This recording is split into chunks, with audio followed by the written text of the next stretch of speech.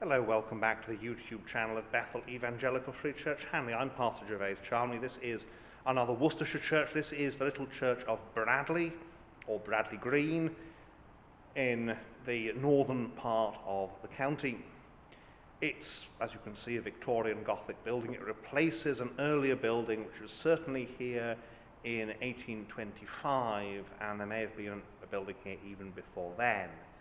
The earlier building would have been much plainer, and this is this rather grand, not enormous, but very grand Victorian Gothic building. I don't know off the top of my head who the architect was, but I would expect it would be one of the noted architects, because it's a good use of local stone. You can see how the different colours of local sandstone have been used to create this warmth in the interior.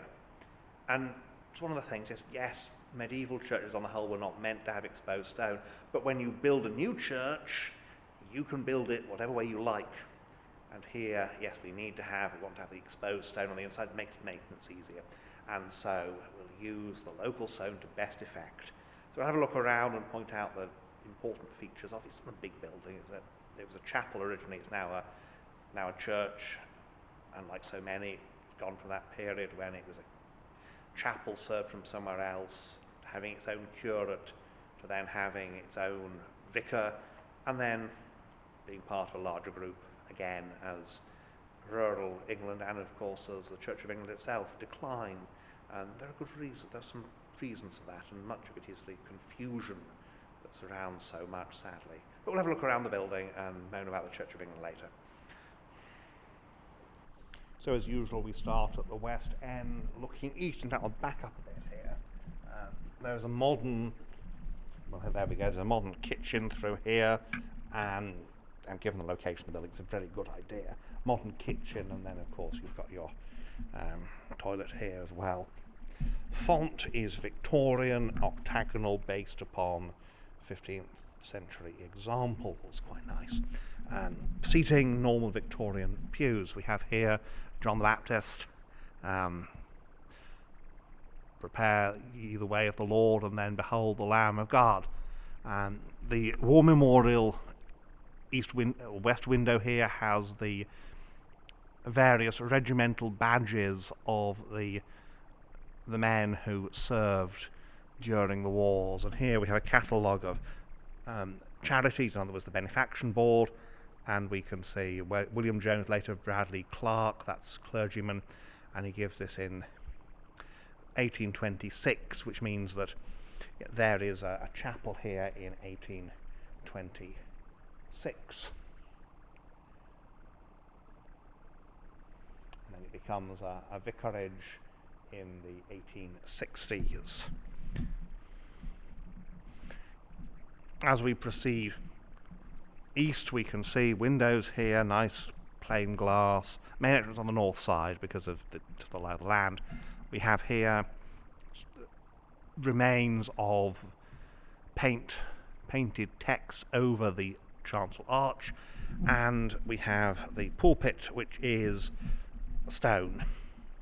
Not one of the best things in the world. You can see it's hasn't aged very well either, which is unfortunate. The design is basically 14th century Gothic.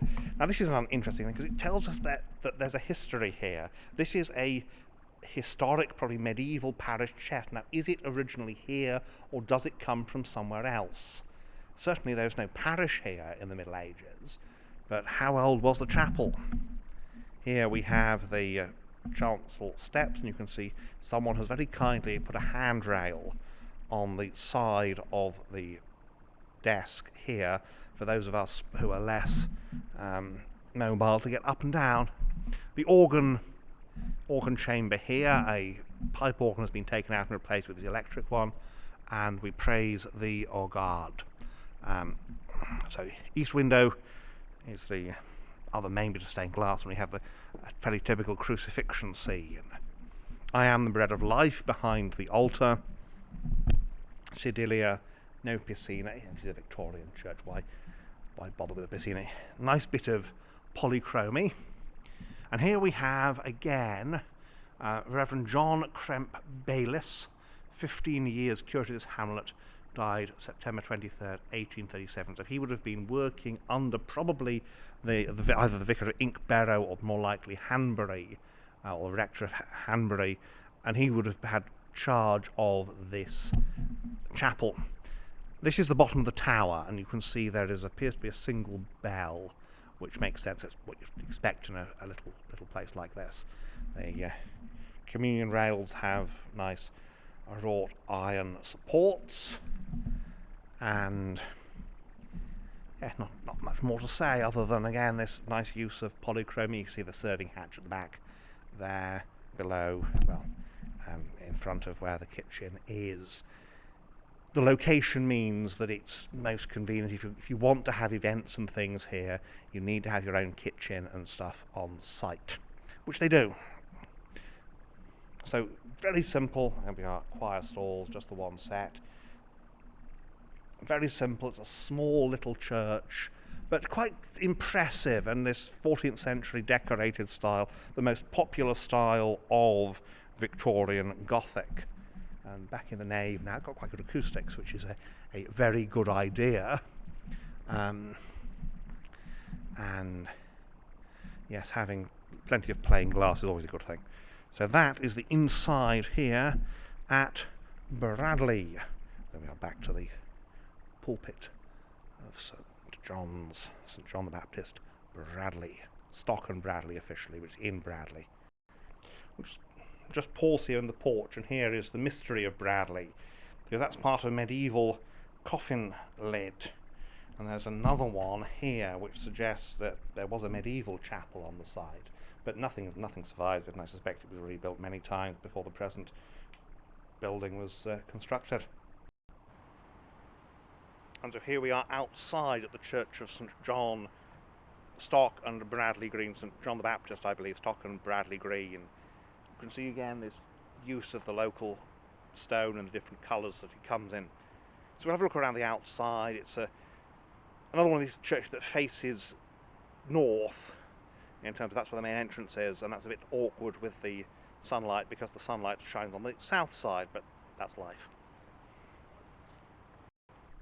If I don't have to face the camera, I can get all the way back here because this is under a tree and it would be in shadow, but doesn't matter when we're looking at the church in the sunlight. You can see there the window tracer actually is 13th century imitation, but that's a nice spire there, brooch spire. It's an older type of spire. They went out of favour in the Middle Ages because they're actually very complicated to do, and they look a bit clunky, or it felt they looked a bit clunky. So you ended up with instead these spires that rose from behind parapets, but the Victorians liked the brooch spire, so it made a big comeback in the 19th century. You can see little chancel here, memorials, churchyard gathered around the church on the south side, which is where you'd expect to find it, of course.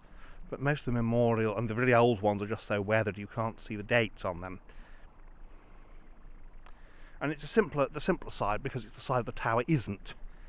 Positioning the tower here at the north side of the chancel is a fairly common thing to do in the 19th century. What it allowed, of course, was that if they couldn't afford the tower, you could leave it off or just have a stump at the bottom and go, well, when we raise the money, we will have a tower.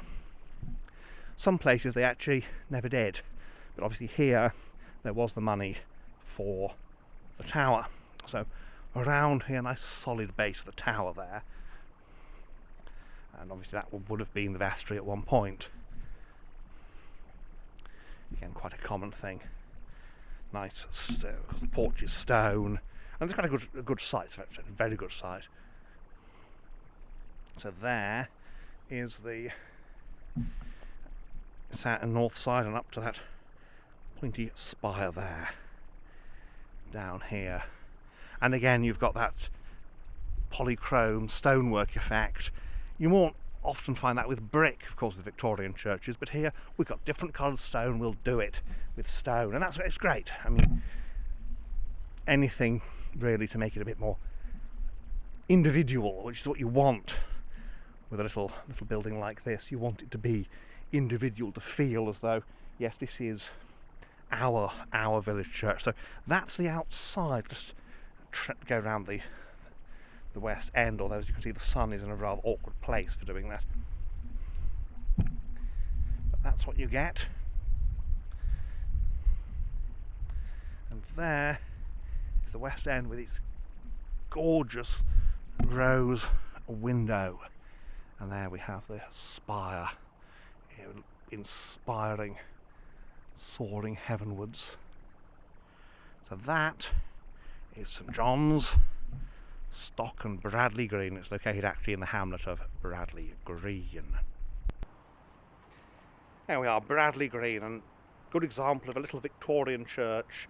And it's at high tide in some respects in the Church of England when the decision is made, we will build a new church that is grand and impressive. Then the 20th century comes and it's mostly downhill all the way, sadly. So, well, thank you for watching. I hope you enjoyed this video. I've certainly enjoyed going out on this beautiful day. Nice warm October day here in Worcestershire. So thank you for watching, and may God bless you and keep you until next time.